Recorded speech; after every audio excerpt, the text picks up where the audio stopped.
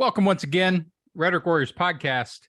We are here to add some sophistication to your rhetorical challenges out in the world. How do you use words in better ways to get people to believe better things? That sounded pretty good. I'll have to use that one again sometime. I like it. I am Dr. Dan, rhetorician, American comedian, comedy writer, founder of the Rhetoric Warriors. I'm the Rhetoric Warriors whip. Trying to get all the Rhetoric Warriors to get into the game. On the podcast, I talk to comedians about their politics and their social issues that they're dealing with. I talk to conservatives who need to be reminded that they're in a democracy and this is how it's supposed to work. And I talk to rhetoricians and persuaders. Once again, my friend Dave Payne is back. Denying his or belying his emeritus status to once again professor to the world. What's up? What's up? I don't know. Your definition reminded me. I think it was the conservative thinker Richard Weaver that said, "Rhetoric shows us better images of ourselves." I thought okay. I always liked that, and I wonder if we employ that as a criterion for the soup we just crawled out of. Yeah, we thought this time we'd, since it just happened, we're a week out of the midterms, such an interesting election, so many things swirling around rhetorically. We thought we would do our own rhetoric postmortem autopsy and, new Gollum life going forward on the midterms. So there's lots of issues here. I think so. And a lot of it is, I guess, at the level of rhetoric or kind of meta about how we talk about politics. There seems to me to be a kind of a gap between the way that we think about them and dramatize them. Certainly a focus we've had is the media coverage. And I think more this time than ever, the gap between those expectations and what actually happened and our ability to describe and analyze them seems to be kind of in the wind, Yeah, I mean, people have gone on to all the different explanation islands, right? After and say, well, was it just bad polling? Was it the Republicans had skewed the polling to make themselves look, blown up more? Why did the polling fail? Why was it so off? Well, I think polling and how we use polling is certainly one of those things that we're going to have to rethink. And of course, this has been true. Almost everything that has happened has been true in the last 3 elections, including polling, right? Since Donald Trump was originally elected. And the pollsters can always come back and say, well, there was nothing wrong with our polling. We said there's a margin of error here, and look at, you're within the margin of error. Clearly, it's in the way we use those polls, certainly in the way, some questions about the way those polls are conducted are coming to the fore. If you average out 14 biased polls, they're still biased. Right. so yeah. And I thought it was interesting. Mitch came out and said, well, the polls we were looking at weren't predicting any red wave. Well, now you tell us. Right.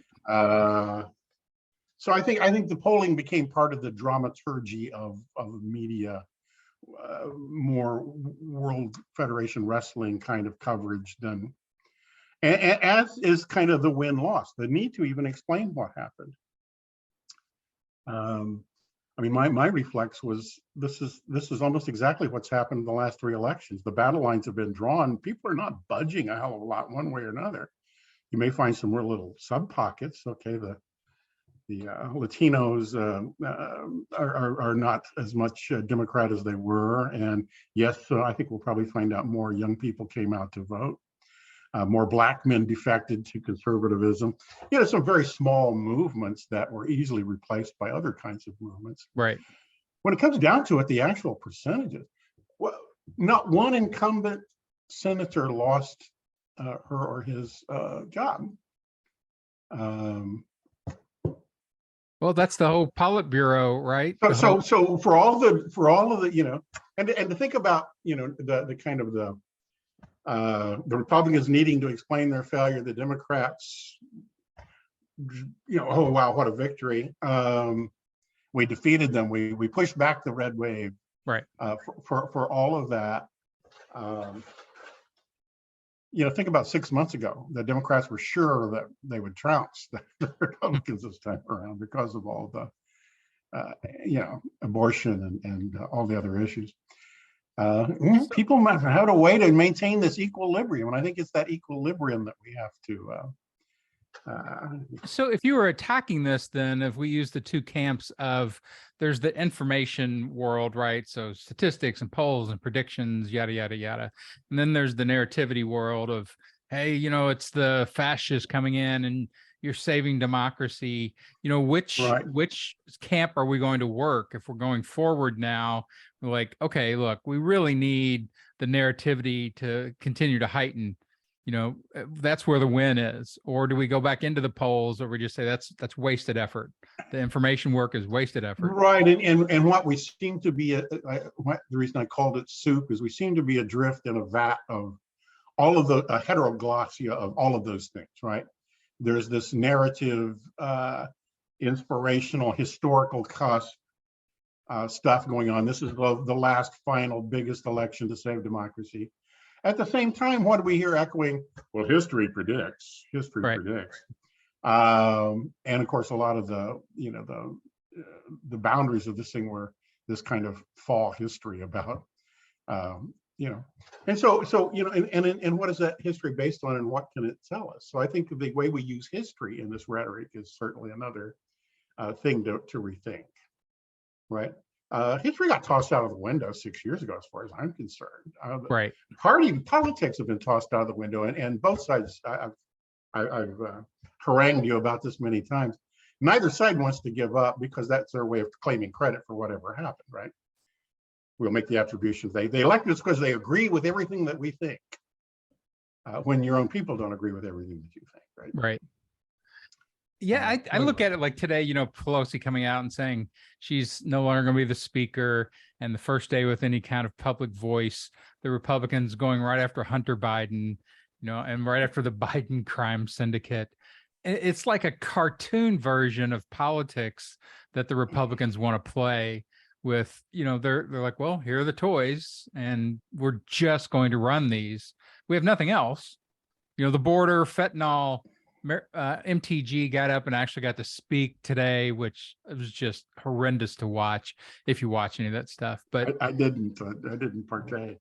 But it's like the clowns have retaken the forum. Right. And nobody said, gee, we returned a lot of clowns to Congress this time. That's to me one of the things that really attenuates the sense of victory. Think how many really crazy people got elected.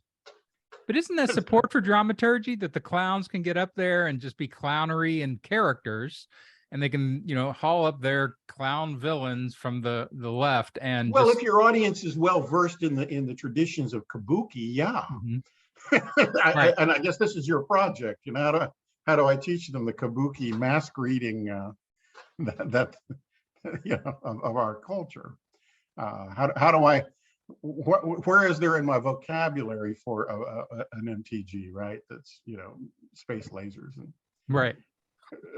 We haven't, I mean, there clearly there needs to be something better, and I guess this is the comic view that you're going to help us with. But there needs to be something better than saying, "Oh my God!" But once again, they're talking about the people are talking. Well, Florida, look at how and it is. Yeah, you're down there in the that in a few short years we went from purple to bright red. At the same time, the Georgian that I'm speaking with, half of the people walking around here did not vote for Herschel Walker. Whatever else may be true. Right. So yeah, it's they're and I guess maybe that's one of the reasons for so much of this heteroglot is the sense-making apparatuses are still very challenged. Right. And I think that heteroglossia is a great way of looking at it. Like if you look at the gaming board, right? Like here's the political gaming board and it folds in half. So here's here's the left and here's the right, and kind of a little bit there in the middle. And you look at the villains over here and the heroes over here, and you look at the different ways that the little pieces are moved around. I think like when people saw Lauren Boebert maybe getting kicked out, like, oh, one of our little clown figures with guns and Christmas cards might be off the board. Sure, and once again, I think we got to cheer for that. So, and that is kind of the where we're at here, right? The all-star wrestler got pitched into the stands, right? but they are coming back. It's not over, right? But yeah, if you win the national championship by 1 point, you get to wear the T-shirt and the hat and claim to be champion. But the other guys are still pretty good. Yeah. And there's going to be a game again next year. Yeah, so, like I used to always say, they call it the NBA Finals, but then they come back and play it again next year. So I've not that much final about it at all. Like, this is like the invasion of Ukraine. Wow, the Soviets didn't blitzkrieg Kyiv, and right, but we're still going to get shot with missiles every day for a long. There's still a long war ahead here, right? Right. So there is some relief, but gee, I would hate to see anybody get too relaxed about this situation. Well, I'd really like to, let's stay on this heteroglossia because it's interesting with, I think with digital media and cable media needing so much content, right? Heteroglossia plays into that very well because now you've got, I saw somebody posted on Twitter, it's like enough of politics. There's no way in hell I should know anything about the 4th district in Virginia. I should be upset about that. And somehow I am. And just this idea that the board becomes expansive and everybody's going back to that same board and poaching for stories and for content and characters. Well, sure. And if you think about the full board here, and it is it is an environment that sustains a lot of QAnon is itself a heteroglossy. Right.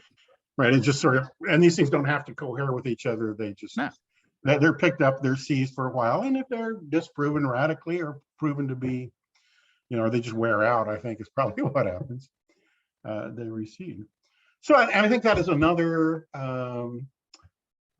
thing to note that probably isn't that I don't hear in the win-loss tally is although there wasn't a lot of political change in people's alignments, and I think that phenomenon needs to be looked at in and of itself.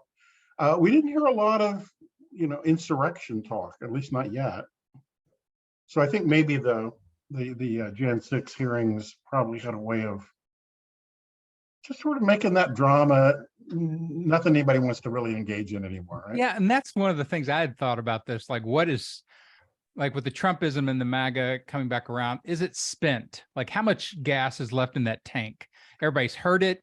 Trump's, announcement the other day was the most undramatic, unreceptive, piece of discourse he's ever done. That, I think that, and it didn't lead to much except, some people going to jail and maybe not the right ones.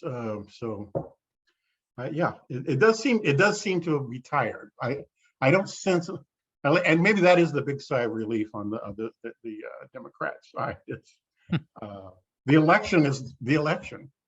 Right. Well, and I think I saw this going through the Trump basically just cycles through rhetorics that haven't been used that much in America, right? He reanimates them, gets as much juice as he can, and goes to the next one.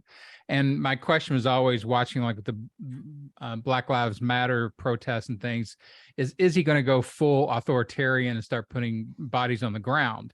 And he was close, but that's the one narrative that they haven't gone to of, oh, there's violence. Like if Pence had gotten hung, on January 6th, then he could have sent in the military and decimated everybody and been like, yeah, you can't kill my vice president. And that's that, playbook, that full authoritarian violence playbook. And I don't think the other thing I was noting is that all the election deniers who lost, they weren't in office this time, so they didn't have any power to do anything. Like Carrie Lake in Arizona is the one who's holding on with her, glossy fingernails and won't let go. And it's like today, she's like, I'm, taking this all the way to the courts, the Supreme Court. And everybody's like, yeah, great. But you're not the governor right now. So who cares? Right. Yeah. I guess we'll see whether, it's stuff still going on. I mean, I just kind of on these little Daily Digest sort of things that a judge in Kansas threw out a lawsuit to redo the 2020 election. They're still out there. Yeah, they're still bringing it up to the courts, but it's not like Trump was president.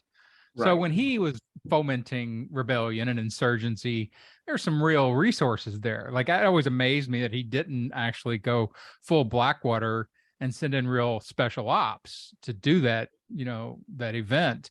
And that's where I think that's where he basically lost. He sent the amateurs in. And so if you look at these guys and like, okay, if the tank is spent and you can see it in Trump's eyes, like, my stuff's not hitting anymore, what else has he got? Well, his capacity to be aware of that. I mean, the reporting seems to suggest that there's at least 2 Donald Trumps. At least there's a high vacillation that has attended his particular personality disorder. So that he knew he had lost and was grieving for the loss, and I don't want anybody to find out we lost.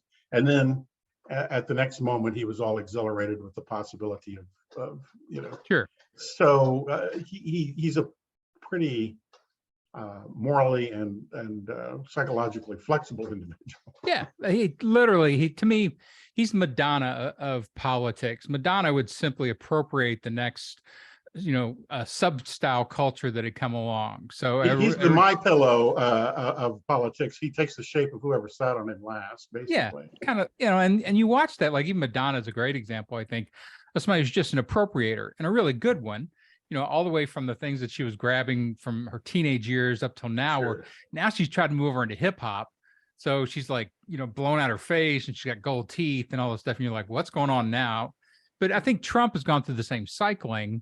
The question is now, like the big lie, he landed on the big lie because he got some narcissistic juice out of it. And they talk about the narcissistic depletion, now that he's lost the elections. But the problem with the big lie is that it's kind of investigatable, like even from what Americans will accept for quantitative proof, you can disprove it. Well, mostly, even after, once again, I think the Jan 6 election hearings probably stole his thunder. You think they ameliorated that movement to some extent, although a lot of people didn't watch it. But more people at the end of that believed that the election was stolen than at the beginning of that. So what is real and what is true and what counts as proof are all, those are dicey things. And I do think it's part of the narcissistic, and I say this not as a clinician at all, of course, but the parallel cases that I've observed in my life, those people tend to hang in there without very much evidence or support, because they're trapped between 0 and 1. The 0 is unthinkable. Yeah. There's no win at all over there. If you give up, there's 0 win. And I think it's because they've achieved a perfect balance between hero and victim. So that anything that happens that dispels my heroism is more evidence of my victimology. Both keep you at the center of the narrative. So I think, he will go to his grave an aggrieved person. Well, I'm curious what you think about the sub stories, his minions, and the way that they mostly lost with like Fetterman Oz. I thought was a really interesting one, because to me, Fetterman is one of those guys who understands the kind of history of Democrats, which is working class. You're supposed to be a big goofy dude or whatever. You're not supposed to be the Obama educated, refined, stylistic, effete. You're not supposed to be that as a Democrat. And I think in some ways I watched him kind of harken back to that stuff, which may be a way of grabbing back some of the working class from the Republicans. I've heard that analysis, although Fetterman wasn't kind of the point of all that. He is an interesting character in that regard. Something just today, even that the kind of the pandemic brought a pushback toward labor rights again, so that how that manifests itself politically. Because the big analysis, and I think accurate, about the problem that the Democrats have had is they lost labor, right, and became the party of graduate degrees and the ultra poor. and the ultra poor aren't voting. So it's become a Right. problem, right? Well, and subgroups, they're the party of many, many subgroups. Right. So to that extent, but in the locale of Pennsylvania, come on, not only is the working class Democrat a much bigger trope and icon there, but Oz, I mean, okay, and maybe maybe Walker will lose, so we can say, okay, the Trump candidates lost very narrowly. For a guy that never had more than 42% approval rating, I'm not sure we can count this as, there's still something going on there, and it isn't really about Trump. And I think that's the untold story here is the factor of just denying liberals and Democrats. The villainization of both sides of the parties is maybe the real story to me. Is the Republicans have been doing it for 40 years, getting good at it. I mean, Right.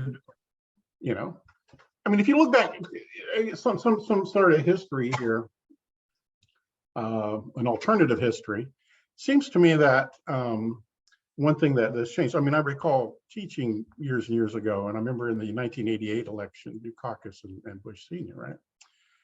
And I talked to my students, and the big thing that was being said by everybody is there are no issues here. There are no issues. So one day I just started writing on the board, okay, let's take an issue. And we filled the entire board. There were millions of issues. None of them were really very dramatic or involving, especially for the group of people I was talking to, right? And so when you think about the political consensus that we say we think we want now, an end to this divisiveness, as though it were a terrible thing or disabling thing. It was really this kind of taken for granted. Yeah, all those issues there, and frankly, I think they're important issues. Anybody politically charged think they're important issues. A lot of important stuff happened as a result of these elections. Or if you think about the 2000 election between Bush and Gore, the only issue they kept talking about over and over again was how we're going to spend the $10 billion surplus that was being projected, which went out the window like within 20 minutes. Right? Yeah. Gore just kept repeating, he's going to blow a hole in the economy. So really, what is true back then is a kind of an apolitical taken for granted that seems to have systematically kind of eroded. And so, think about the issues here really do matter, and there's a lot at stake, and there are more people, involved in that, thinking that they have a lot at stake in this. Well, so, and I sometimes, but it's achieved a kind of a parity, an equalization. Right. So both sides seem to have that, and I think once again, if this election moved anything, more people kind of entered that thinking they had something to lose here. Well, I think it's the politics of politics, right? That we are now being forced to be aware that politics is a thing, and that you probably, if you don't participate, you're going to get some grief from your kids, from people around you. So it's the sense of America, I don't know, like has now been forced into a political awareness space that it never had. That doesn't mean educated, just aware that politics is a thing. And I see this a lot, even with my kids. Sure. They're not particularly politically engaged, but they get the big signals that come through it. They get the big lobbed, bombs across the fence about what's happening. And they'll get charged up for a little while, and then they'll get exhausted. So, eventually, does this rhetorically change the audience, where we start to get aware of the heteroglossia board and how to meter out your energy, across? Because now, like the Warnock Walker election, you need another month of energy. Like, can you make people still care after this, big explosion of caring or pseudo caring for a while? Well, I think that's right. I think that people want to return to an apolitical, particularly the left-leaning, that they draw less substance out of that, right? That constant fear. They want to take it for granted. Just look at how abortion was handled. They didn't protest until 6 months later when they actually did. We knew 6 months ahead of time this is what was going to happen. And I think, in a way, I talked about the battle lines being drawn. We knew in the last election abortion was on the table. We knew the election before. People who pay attention knew when Hillary Clinton wasn't elected that we were in serious danger here, right? That was on the ballot then. But people, once again, it's the great taken for granted. But I think Right. the point's right on is this sort of constant morphology and the heteroglossia. I mean, I don't think it's strategic and conscious, but I do think Trump's pathology plays right in. He is a heteroglot. Oh, for sure. He's like the guy in the Name of the Rose. Right. You say he just picks up a lot of narratives and issues. Yeah. I mean, he really didn't generate any of them. He just picked up all these sort of water cooler kinds of folk crap and said it out loud. So people go, wow, finally my leader. Right. Well, and I had a thing early on with Trump. I had a sort of a 10-part analysis of him back when I was actually creating written content about him that, if you look at his history, the fact that he was he's a trained actor. He knows how to run script. It's not like a dramatic actor, but he's a reality show. He's a self actor. He knows how to be inauthentic. He knows how to be authentically inauthentic. He knows how to play a role. So he's got that. And with actor chops, with Hollywood chops, he's been around that stuff a lot. You even hear when he does his speeches, he's directing. He's asking for, camera angles and stuff like this. And most politicians don't bring that in. It's like Carrie Lake brought that because she had been on the news. They made fun of her about her filter, that she had every time she appeared on, any kind of digital media, but she knows the game, And so if you look at the things that Trump does, it really is that, how do I exist in heteroglossia? How do I constantly adjust and shift? There's no center. The center doesn't have to hold it all. I just need the right discourse. Right. Just keep it alive for that news cycle. I think instinctively, as a shapeshifter, he does that. But I was, connecting that to your analysis that's kind of the political arena, that we may get all charged up about abortion, but it doesn't remain part of the motivational, for a significant of the population. And something in what we were saying too, let's not confuse the necessary politicization of more and more people in the public. I mean, half the people still don't vote, but let's not confuse that with the kind of dramaturgy that's going on MSNBC or Fox News. Very few people are in those kinds of, extreme attention. So sustaining that across time, although, we're more and more those groups are junkies for it, right? Yeah, and it was really interesting. Again, I think from an emotional response, narrativity perspective of consuming this stuff, of being watching MSNBC and CNN and going back and forth to get the hit, the heroin hit of, oh my God, we've actually won this time. Versus, this is why I don't watch sports, because I know I'm being manipulated into these very intense, positive and negative emotions, and I don't like that roller coaster. But this one was satisfying. It's like, look at this, we're winning. Hey, how about that? Maybe that's enough of a. We're not losing. Yes. Maybe that's enough of an addiction to keep the left coming out more and more. It's like, hey, remember how good it felt to win?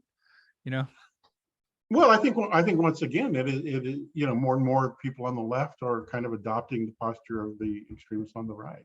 It's, an equal and opposite kind of motivation. What do you mean when you say that? Well, that they're having to engage at the same level of the drama and villainize the opposition. Basically the symptoms of groupthink, constantly, over dramatizing, because these, and we can't really, it does seem like, gee, these are really bad people and there are really bad things that they want, from the point of view. So it's not like the issues or the stakes are not real. But once again, we can't, what's changed is we just can't really trust the system to, diffuse all of that. I mean, once again, come January 6th or whatever, the Hunter Biden Benghazi show begins. It's amazing. I watch this stuff, and so if you look at, again, if we are the big rhetoricians moving the pieces around on the board, like, okay, I need villains for my lefties to charge them up, and you look at the list, the roll call of what makes a conservative villain. All right, so Jim, what's his face? I was going to say Jim Jones,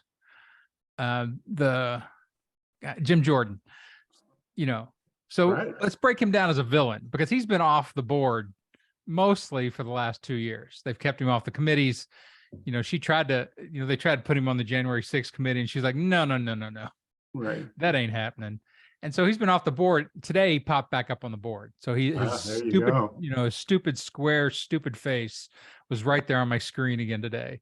And I'm like, I'm gonna have to watch this idiot for 2 years, because they're gonna news cycle him.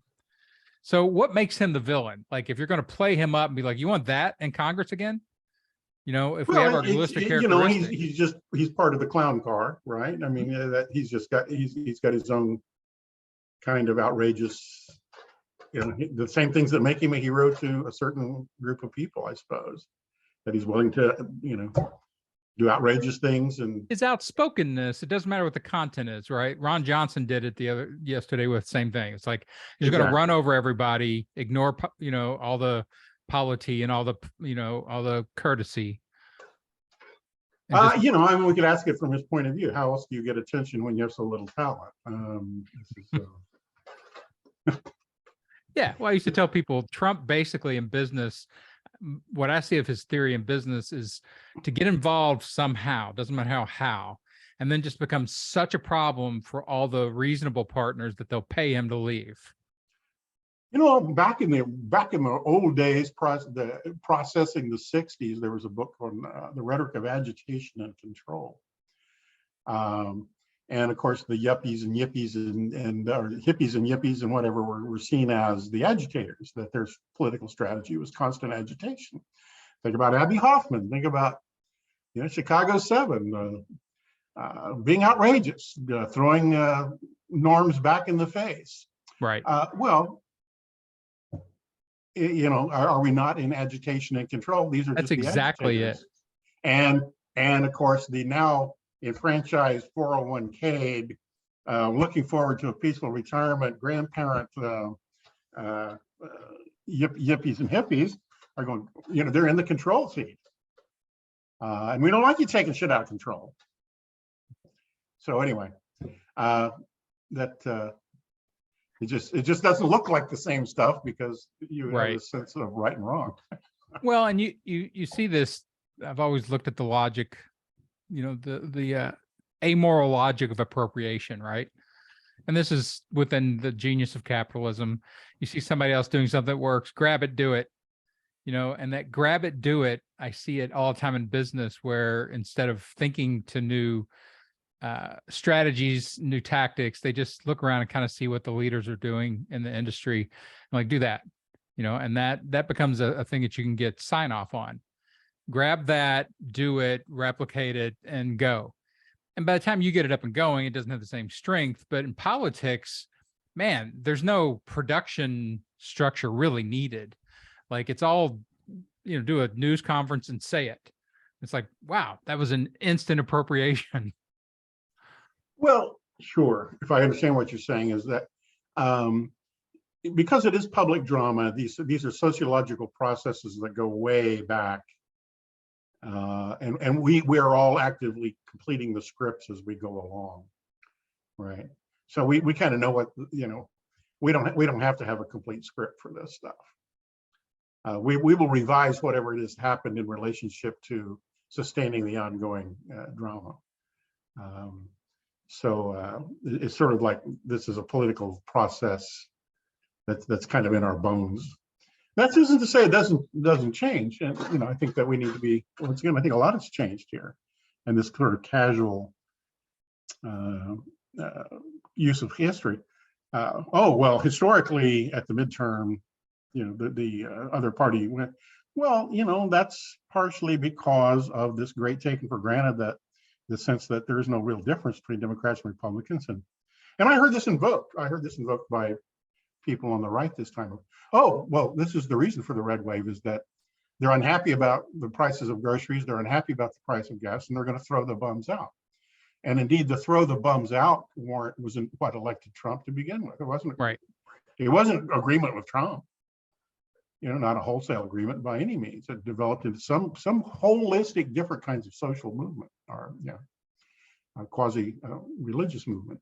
But maybe that's what died. Is, oh wow, there are consequences to this. Nobody's playing the throw the bums out. So they may not like Biden. Or certainly if you look at just within the context of the Democratic Party, another kind of conclusion being foisted about these days is that, well, people within the parties, because of this polarization or calcification in the opposition, are more homogenous in their beliefs within the party. I don't think that's true at all. I don't think there are that many, the people, clearly there are far more people voting Republican. Just look at Herschel Walker or Oz. Why would that many people vote for such a person, right? But down the row here, Trump clearly was able to get 49% of the vote, with never having more than 42% of approval. And that's true of Biden too, as it turns out.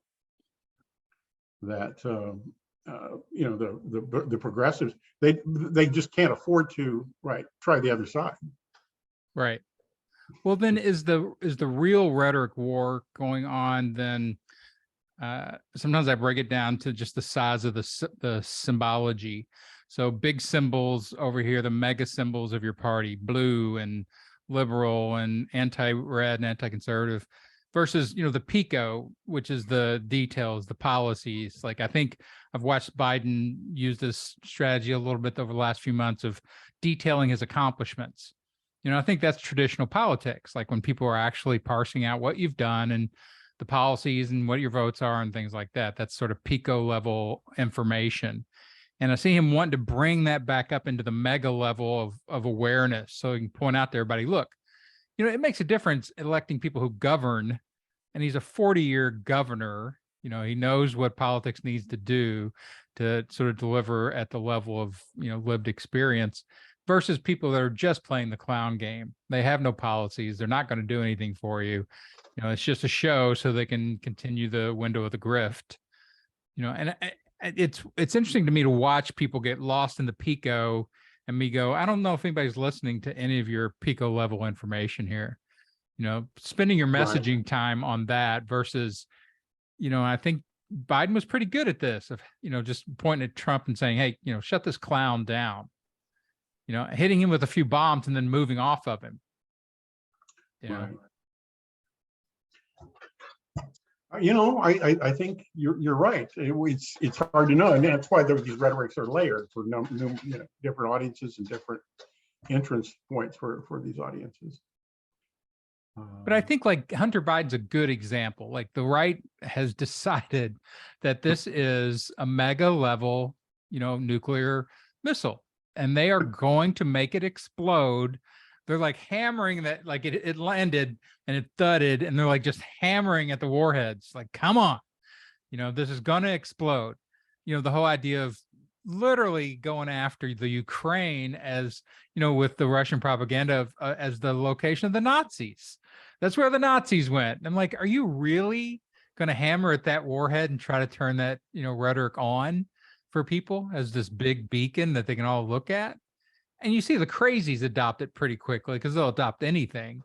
Right. But can you get that into the core consciousness of any semi-reasonable person? Well, there's that semi-reasonable, what is the threshold here? Apparently, I heard some commentators said, I've been monitoring Russian TV. You wouldn't believe what they're telling them. It's, it's just unbelievable. And despite the fact that we are insulated in our own bubble, that probably the majority of Russians really think that, that's what's going on over there. Now, we report, of course, oh, there's interior dissent. There are people, Putin seems to know what he's doing, and so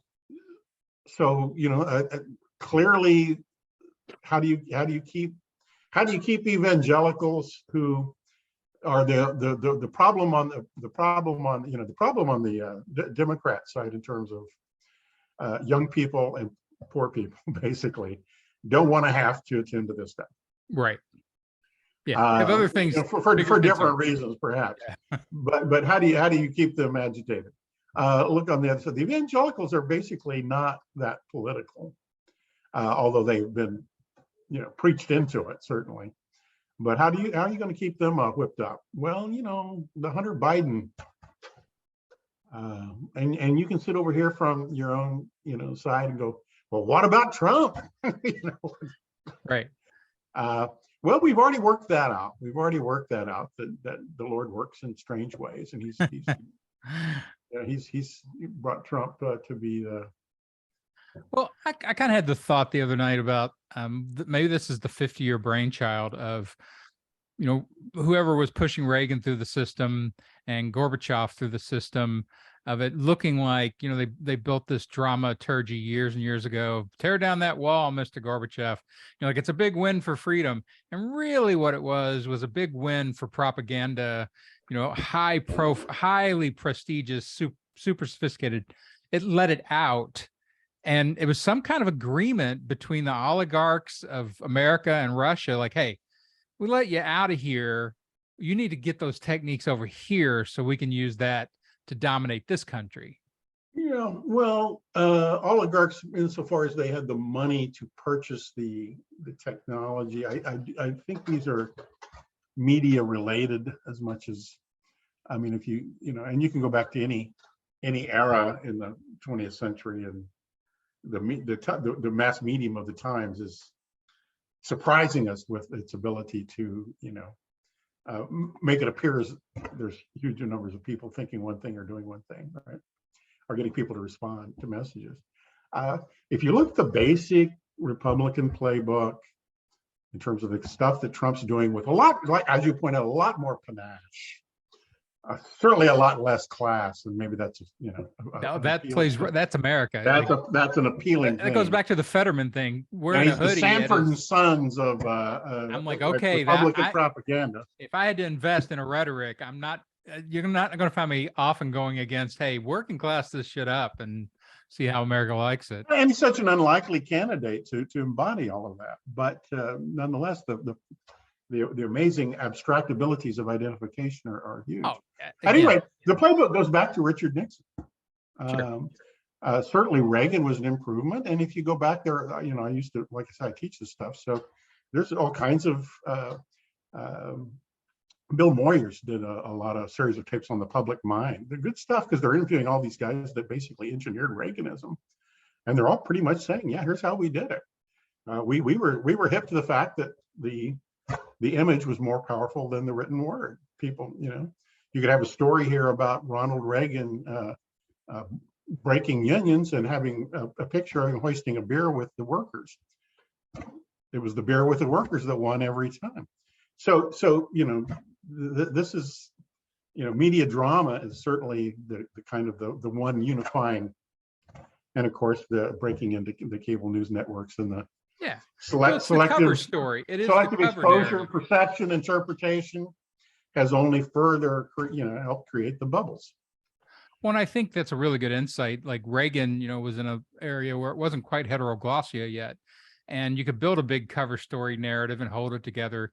I've even seen people try to go back in and start to decry the Reagan actuality. But think about make America great again. Wasn't that what Nixon was telling us we needed to do? Yeah, that was a Reagan slogan. He used that slogan.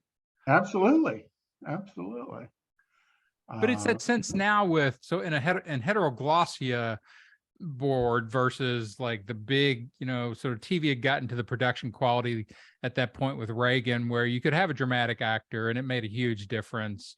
But it wasn't now with this kind of, death by a billion, cameras. And so when you look at it now, and you're like, okay, if I'm again trying to thread my rhetoric through all of this to get to a voter down here who might change their mind, you know, what am I sending their way? I can only get their attention for 3 Yeah, seconds. well, I think one strategy is Benghazi. Hunter Yeah, Biden, big just crime. repeat it over and over and Big over and crime, over big and over sin. again. And keep, you know, let that be kind of a lint ball flowing through this, you know, that's going to collect by association, all of these things. Do you think they'll pull Benghazi back out of mothballs? That actual one? No, it's just, no, it will. I wouldn't be I think Hunter surprised. Biden is just Benghazi, you know, 0.20. Yeah, Yeah, it's whatever. just, yeah, it's a scandal. But you know, I think these things don't go away. I think they're still trying to want to imprison Hillary. I still think I think those things do not really go away because they're, you know, they're memories of There are echoes. There's echoes of that stuff, but they need fresh ones, right? In order for this, so we were saying at the beginning, like, is the gas tank? But once again, there can't just be one thing, right?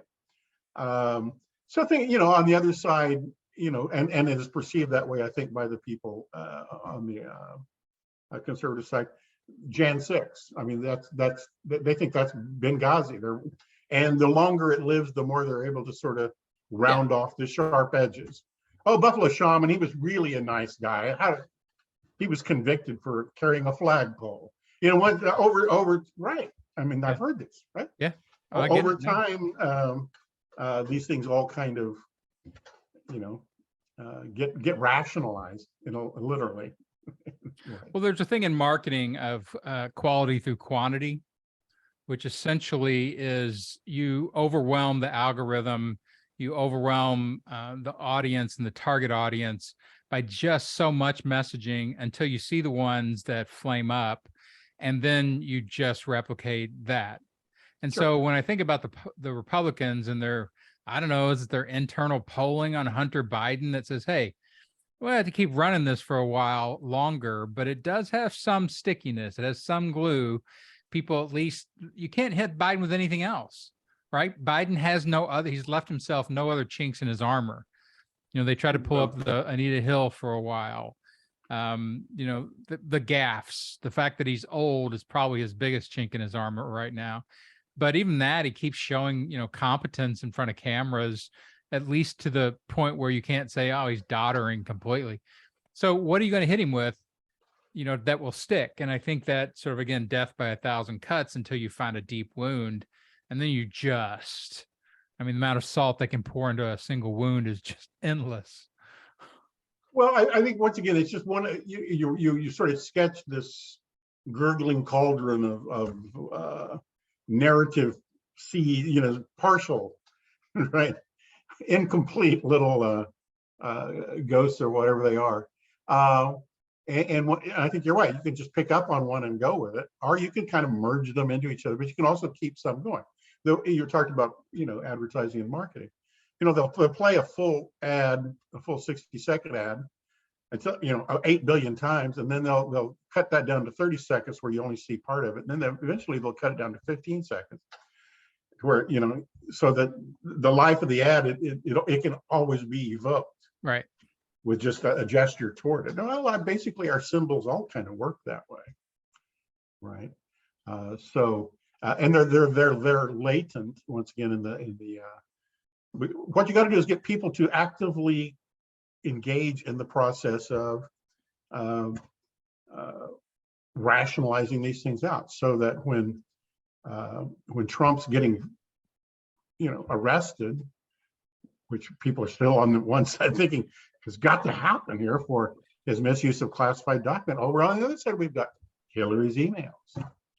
I mean, you know, this is another rhetorical function that I know that we've come, the great, you know, the equivocation, other sideism. I can't hear you any longer. I've lost audio.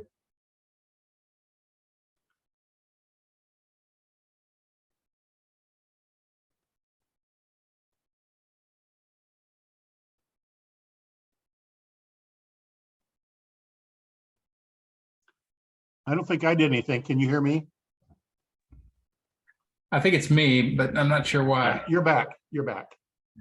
All right, now you're gone. Hello. Yeah. Okay.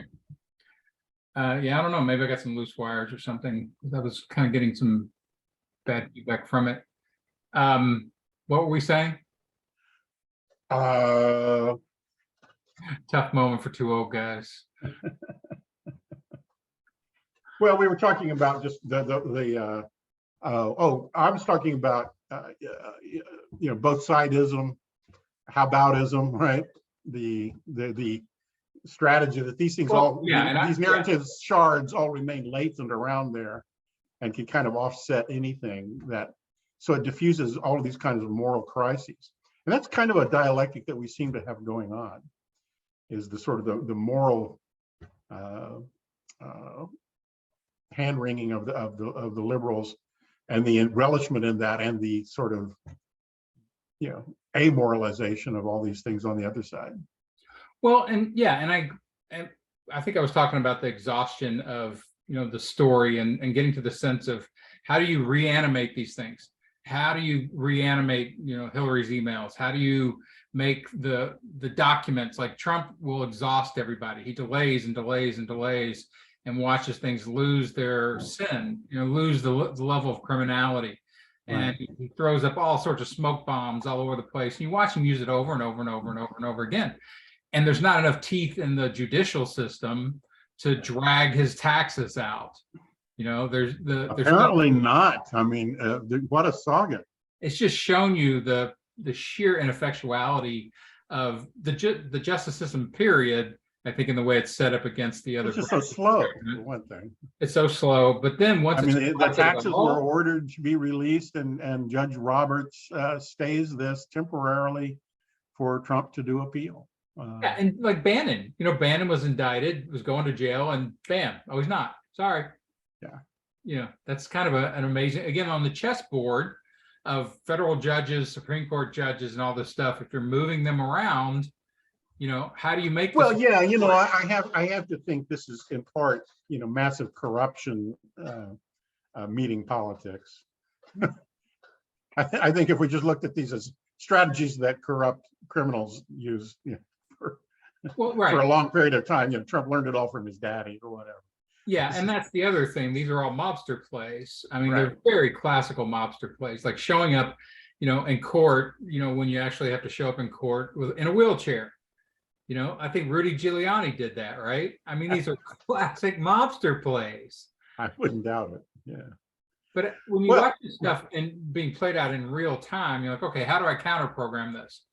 Like, coming in at with civility and rationality and all that is just totally ineffectual. So, like, we're playing story games with these guys, and like, I need to up their villainy always. That is the game now. It's just stories, and how do I break my people? Well, once again, it's just another variation on the agitation control that and the kind of the monomyth of the outlaw in American culture. The more of an outlaw he is, the more some people think that's the right response to government. I don't know the percentage of Trump that is, but that's a large percentage of his following. No kidding. It doesn't pay his taxes. Well, how smart is that? I mean, that was kind of Trump's original line, I think. Well, so do you really want to counter that? I mean, are you really willing to throw in we want some sort of counter tribalism here, or do we really want, is it working? I guess this is maybe something to ask on the cusp of this election. Is it working to kind of counter that with, gee, don't you really want to defend our institutions and the rule of law and rationality and order? Well, maybe that's it, making government and governance itself a stronger character. Because I think Trump was very clear with the Bannon agenda of coming in and destroying the institutions so that they had no inner, competition for power.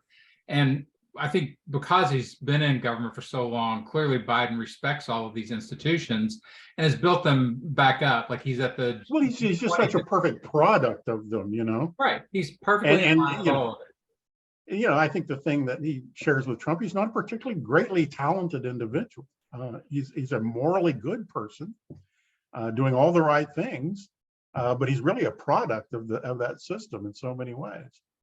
And I think that oozes out of him, right? Which is why the stain of Hunter is such an awful. Yeah, he's got this hump, this little hump on his back. Right now, absolutely, it's still just a tiny little bump, and they want to make it But I watched him Yeah. in G20 and how seamlessly he moved amongst those people. You know, it's like, oh yeah, we've been doing this with you for 40 years. It's not some bellicostic, you know, Trump child walking in here and going, they're all going, hey, we're on the top of the food chain. We don't need to do that. And for all of the you know, discounting him, I watched the news conference after the election. He was perfectly lucid, absolutely crystal clear, and his responses to reporters were about as good as we've seen. You know, in their own way, better than Obama, because, you know, Obama always answered intelligently, but not always, you know, accessibly. So anyway, so yeah, he's a perfect, and I think that's what got him elected. Yeah, is that he's a return to normal. He's sort of. Well, maybe, and that's it. Like Reagan comes in, and the first thing Reagan says, like they were showing Reagan quotes to me all week long for some reason on social media, saying, you know, the worst things that you can hear is, I'm from the government and I'm here to help. Right. You know? And his anti-government, I want to be the, you know, the president who hates government. And the fact of turning government into a villain for 40 years, I think Biden in some ways has kind of gone back around the back door and gone, you know what? Look what government did for you. We sent you all this money during the COVID. We sent you, you know, all this government stuff. So maybe that's a big play, you know, for the Democrats for the next 2 years, to really create the hero of government again. Well, I think that is what they've been doing, and maybe not always as effectively. You know, I think they could. And you talked about the information stuff that nobody really wants, or too many people don't really want. But a lot of these things really need some explanation and to be given some history. You know, the student loan thing, I guess, is close to, because I've spent my life in academia and I see all the dimensions of whatever happened to funding. And, you know, I essentially was educated for free. Yeah, me too. My first college tuition was like $200 a semester. That's free. Yeah, I posted the most popular comment I ever made on somebody else's post was when I started in '81, Reagan had just gotten elected. And for 2 years, I was going to college and making money because of grants. And then the last 2 years, I ended up paying, like the last year's like $8,000 a semester, you know, or for the year. And I'm like, I was the last working class, you know, that snuck in under, you know, the world that says, hey, educated people make a much better country. So maybe we ought to make that really accessible.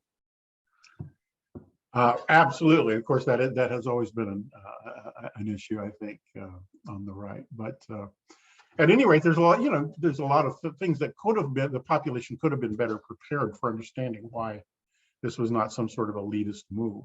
But you know, they do what they do. They seize upon it. We were vulnerable to that discourse, that hack, that going after education as an elitist activity.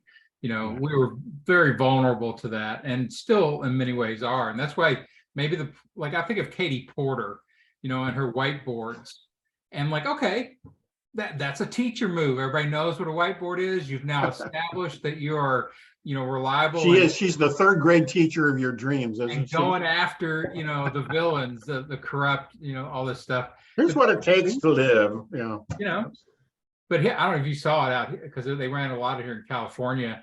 But again, appropriation, the attack ads on her were moms holding up whiteboards saying, Katie Porter has not helped us. I can't afford groceries, you know, and just sheer attack, but appropriated her whiteboard. And I think it took a chunk out of her out here. Huh. Well, I formulated some time ago that basically the core controversy here or issue is that the right, or the Republicans, the conservative side, thinks that rich people will protect you from the government, and the left thinks that government will protect you from the rich people. And more or less it shakes out that way. You know, tax the rich, tax the rich. They turned down our billionaire tax on creating kindergarten for all, or whatever. So anyway. No, I think it's a great line, and I like, you know, aphoristic lines like that everybody can. Well, but you know, and maybe that's going to undergo some kinds of tests here. But I think that's basically because, you know, the big contradiction that people on the go, how can, you know, these rich people aren't doing anything for you. what did Donald Trump do for you when he cut taxes? But it's just core in that ideology that empowered rich people will protect us from all the damn fool things the government wants to do. You quoted Reagan's line on it, but I think that's old. That's an old, mentality. And of course, every sign of it. Think about all the stuff, and people don't even know what their parties are doing half the time, because it does reduce down to these kinds of things. I was talking to a Republican the other day that did not believe that Republicans in general want to mess with Social Security. And you can look at over and over and over again the number of places and times where they do, right? We want to get rid of entitlements. And on the other side, every time you look at somebody took Social Security or Medicare out of my check, that's the government doing that, right? Right. So it is, the great vilification of the government on one side versus the oligarchs on the other side.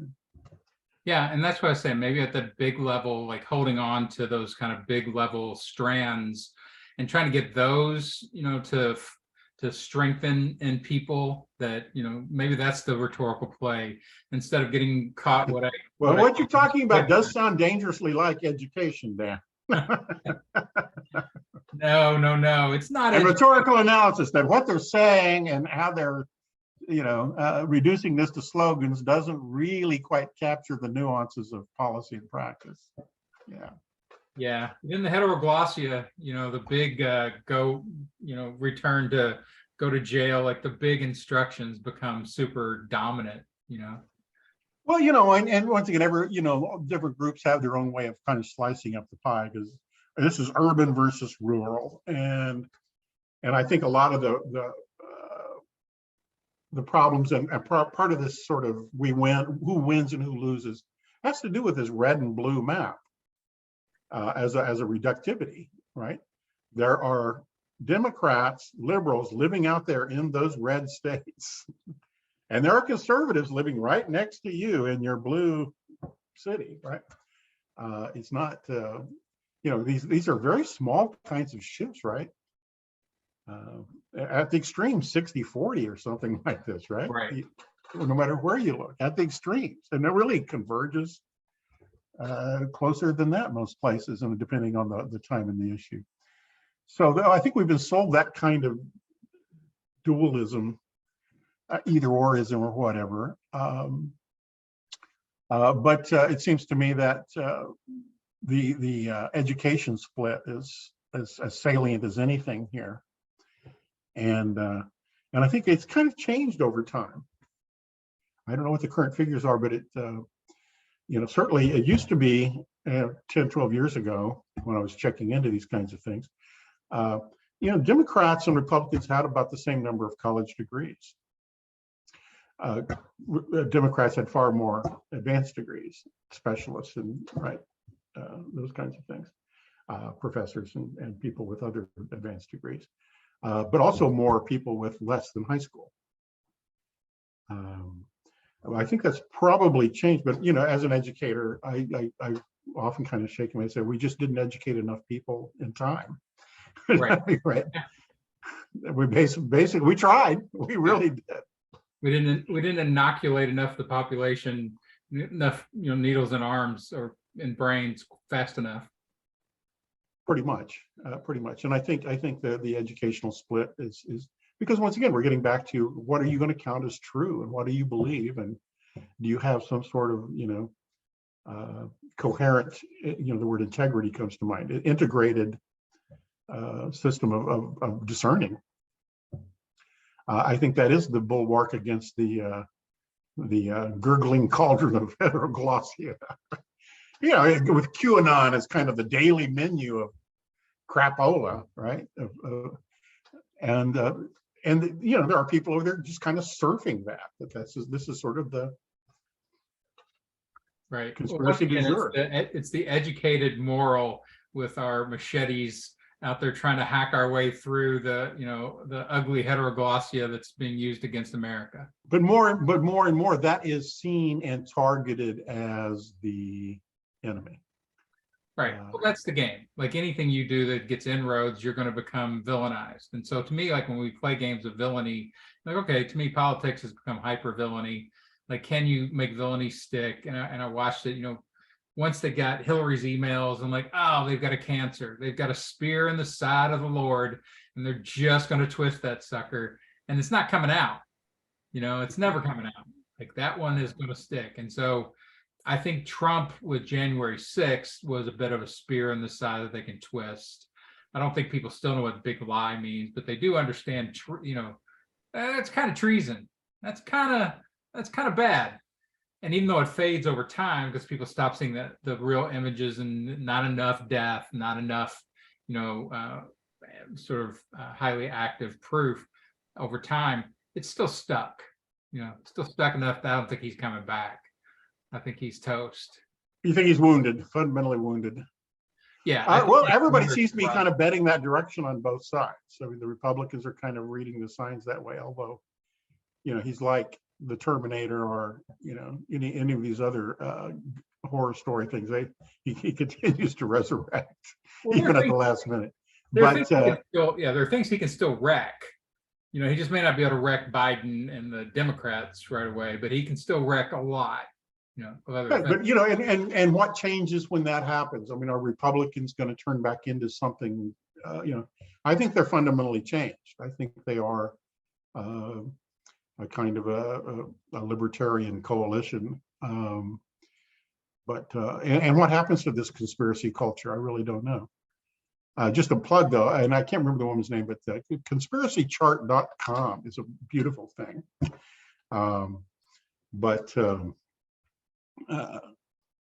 She says there's this kind of level. The upper stage of it is that elites are controlling the events of the world, right? And of course, the biggest part of that is she says the point of no return in conspiracy thinking is blaming Jews, right? And we're there. Yeah, Jon Stewart was on Colbert just the other night to talk. Yeah, I watched the Jon Stewart thing today, and I tweeted last week that clearly Kyrie Irving needed more than 1 year at Duke.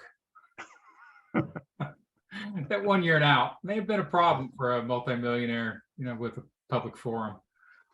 Once again, we know the symptoms of this. That people want a basis for simplification. They want to externalize, their suffering, their perceived suffering. They want to be able to, put their energies in the direction. And scapegoating is, of course, the off-the-shelf version of that. So, is that going to end just because Trump leaves the picture? Or are we going to get some new, an uglier version of that? So, good question. I don't know. I think Trump raided most of the treasure troves in the cave of slavery. Well, I don't know. DeSantis got where he is by simply being more Trumpy than Trump in that respect. He's not he's not stupid and lazy, which are kind of the redeeming qualities. He's also not as charismatic, so we'll see. We'll see what happens with him, but he doesn't have the and as with all politics, we would like to think that this stuff is predictable, but it's not. No, not at all. There are always new things entering the heteroglossary that become, useful, that you can well up into, again, the same channels, like you said, scapegoating. That's a clear channel. The right likes it. Let's use it. We just need a good scapegoat, and one. And we know that change is tough. And we talk. I was getting ready to say, and once again, to me, the takeaway is that what we can take for granted is all of a sudden undergone change. More things are contingent, and seem to be obviously resting on these outcomes. And there's kind of a happy version of that, which is okay. You've been working for 40 years to get abortion, Roe v. Wade rejected. You got it. You've been trying to get the Supreme Court. You got it. You've been trying to, and at least by a margin this time, people voted against that, voted in favor of, progress. So, well, I think what happens next, I think, is the interesting question. It is, and I sometimes describe what the Republicans have done as gone in and eating the seed corn of democracy, like to go after the institutions, to go after the long-term commitments, to go after the. They're not putting any legitimacy back into the bank. Right, they're just going out and just extracting the energy and the value from the things that exist, and that will have its come to Jesus moment, because at some point I think so, and I think come to Jesus. I'm sorry. I was just going to say, you know, well, where is my retirement? Like, who is going to take care of my, you know, that kind of. Well, I think one of the fundamental well springs of this kind of libertarian psychosis, if you will, has to do. It does get back to 2008, and there is this sort of mythology out there that if we would just not fixed things, not bailed out, not, you know, not got the Federal Reserve, not that natural order would have righted this thing. That free markets would have reset, and something different would have sprung from the ashes. And I don't believe that in the least. You know, there are real depressions, and they last a long time until you have a world war. and we could have had one. The guy in charge of this was, in fact, an expert on exactly how that happened.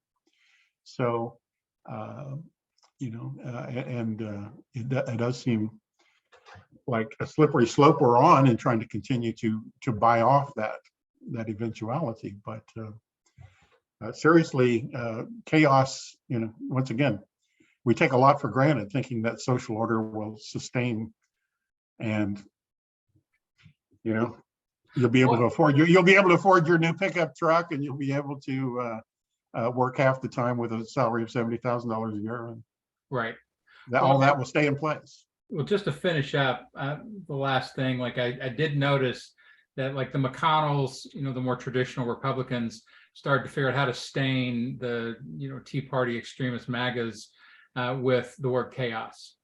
Like, he literally said, when they asked him, well, why'd y'all lose? He's like, well, I think a lot of our party was preaching chaos, you know, and nobody really wants chaos in this country.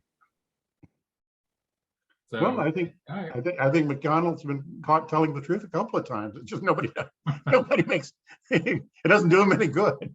Right. Yeah. They only boo him down. That's gone. Well, cool. This was super fun. I enjoyed, you know, actually digging right at the political environment with rhetoric shovels. Sure thing. It's been a while. Yeah, it has. We will circle back around. Again, none of this is going away, that's for sure. Right. It will just take its new form. Yeah. In the heteroglossia. That's what the name of this one, title of this one's going to be. All right. Talk to you soon. So, all right. We'll see you next time. Come back soon. Check us out. This is the Rhetoric Warriors podcast. Get out there. Persuade others. They need persuasion.